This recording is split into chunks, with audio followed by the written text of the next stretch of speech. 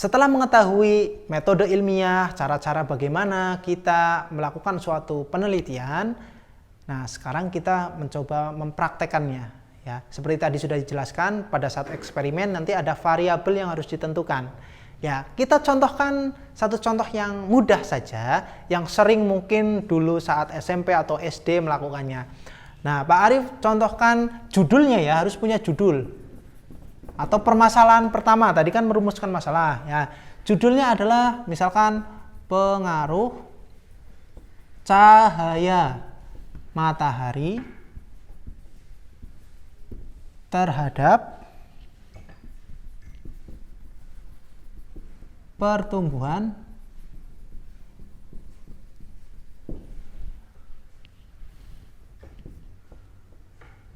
tanaman kacang hijau. Sederhana sekali. Ya, yang penting konsepnya bisa. Oke, apakah benar cahaya itu mempengaruhi? Mempengaruhi bisa jadi mempercepat, bisa jadi memperlambat ya. Pertumbuhan tanaman kacang hijau, kecambah gitu ya. Nah, dari judul ini harus melakukan identifikasi masalah tadi, kemudian observasi, harus tahu dulu, baca-baca buku, cari literatur di internet dan yang lainnya, kemudian membuat hipotesis. Kira-kira menurut kalian berpengaruh nggak? Oke, kalau menurut kalian berpengaruh, simpan jawabannya ya. Kemudian melakukan eksperimen. Bagaimanakah cara melakukan eksperimen? Eksperimen itu harus menentukan dulu ada variabel. Variabel itu perlakuan yang diberikan terhadap percobaan yang dilakukan, gitu ya. Variabel itu ada 3. Yang pertama ada variabel bebas atau manipulasi. Bohong berarti Pak? Bukan. Maksudnya adalah perlakuan yang sengaja dibuat berbeda untuk menjadi pembanding. Karena judul kita pengaruh cahaya matahari terhadap pertumbuhan, maka harus ada yang terkena cahaya, harus ada yang tidak terkena cahaya, ada juga yang terkena cahaya tapi tidak penuh gitu ya misalkan. Nah, itu adalah variabel bebas atau manipulasi ya. Perlakuan yang dibuat berbeda. Nah, berbeda. Oke. Contoh dalam kasus ini adalah ya, siapkan pot ya, pot di sini. Ada 3 pot misalkan yang ditumbuhkan kecambah, umurnya sama, misalkan tanaman kacang hijau yang masih baru berkecambah umurnya 2 hari gitu ya, sama-sama 2 hari. Nah, ini nanti ada cahaya matahari, ini misalkan 6 jam, ini cahaya matahari cukup 2 jam, yang ini tanpa cahaya. Nah, itu namanya variabel bebas ya. Harus dibuat berbeda. Perlakuan 1, perlakuan 2, perlakuan 3. Nah, selanjutnya kita menentukan juga variabel kontrol atau yang dikendalikan, terkendali gitu ya. Apa saja? Variabel kontrol adalah perlakuan yang dibuat sama ya. Yang dibuat sama. Oke.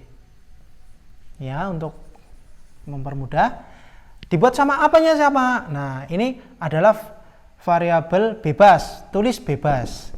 Ada kontrol. Kontrolnya apa? Misalkan kecambahnya sama ya, jangan satunya kacang hijau, satunya kacang tanah gitu ya. Beda, harus kacang hijau sama.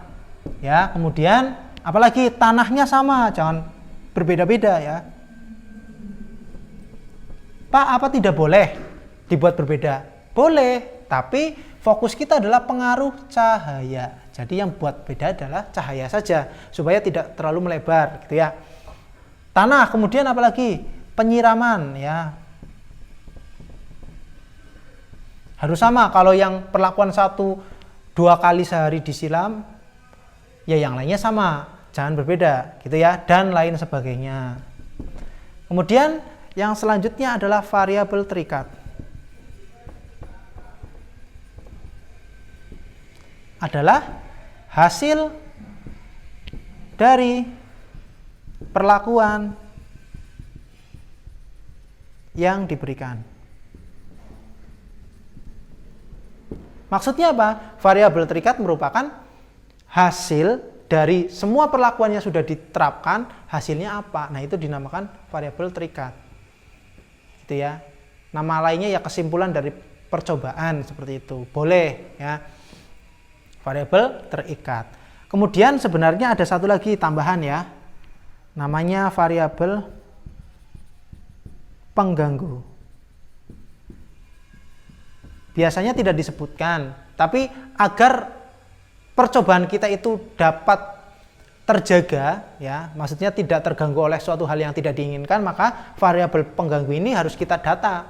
Misalkan tempatnya harus terhindar dari sesuatu yang bisa merusak. Misalkan jangan ditempatkan di pinggir balkon gitu ya, ntar jatuh gitu ya. Ini adalah pengganggu, adalah variabel atau perlakuan atau kondisi perlakuan yang tidak diinginkan.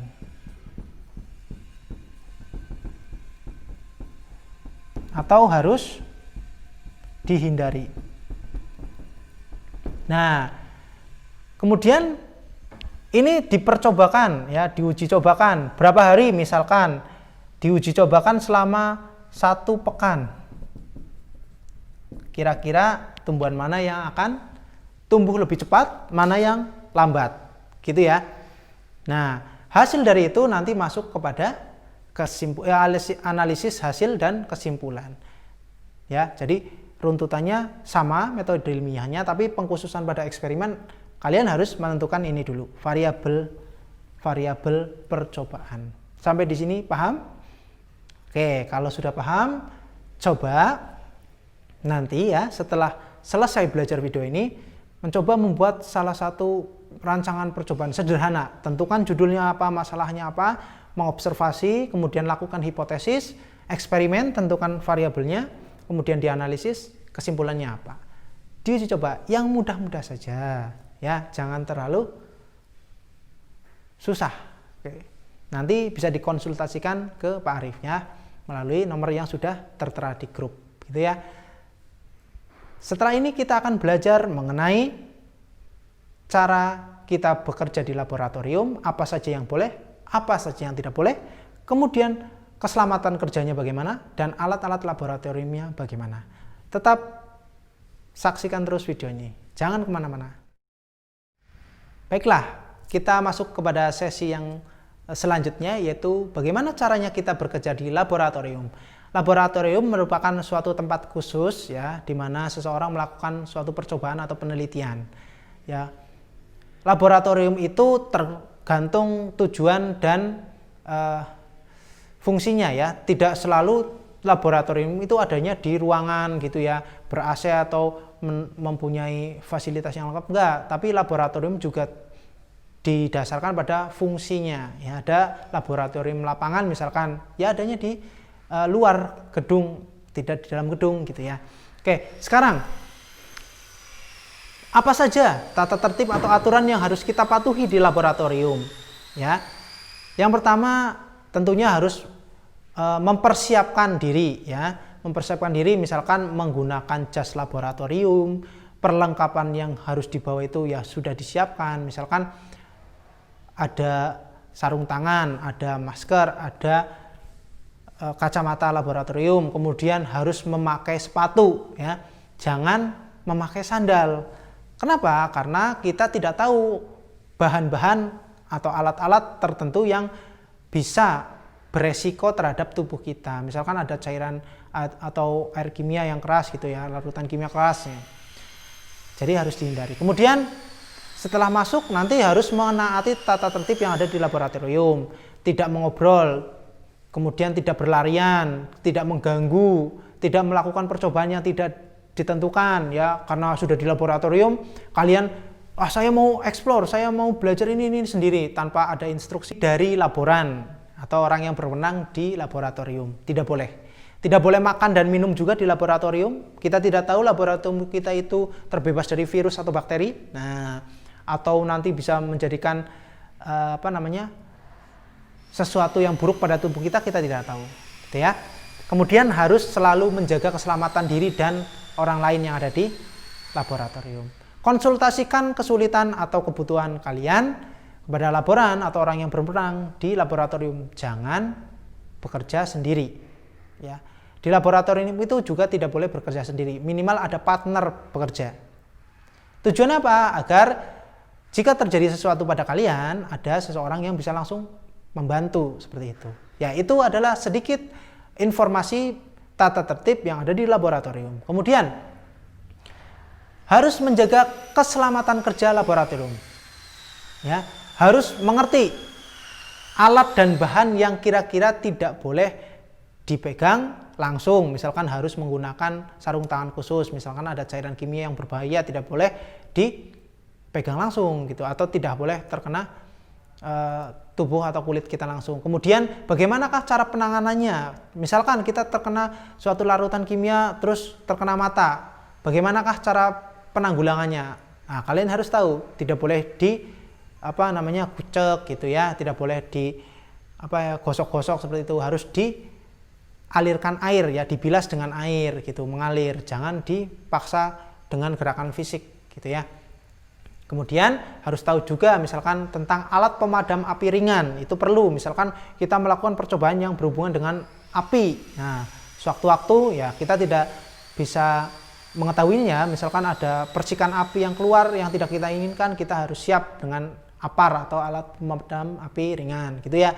Kemudian di laboratorium itu juga banyak alat ya dan bahan. Ya, contohnya seperti ini ya. Di samping ini ada namanya gelas ukur, ada namanya tabung reaksi, ada namanya pipet, ada namanya beaker glass dan yang lainnya gitu ya. Ada spatula, ada namanya alat ya, alat yang besar, ada laminar airflow, misalkan ada microwave, ada misalkan shaker dan yang lainnya. Bisa dilihat di sini ya. Fungsi-fungsinya apa? Nah, nanti kalian bisa mencarinya di internet, bisa, atau di literatur buku yang tersedia di rumah. Seperti itu. Semoga bermanfaat. Kita tadi sudah belajar mengenai apa itu biologi, kemudian metode ilmiah, ilmu sains, kemudian ada tingkat organisasi kehidupan dan bekerja di laboratorium. Ya, semoga ilmu yang disampaikan bermanfaat. Salam.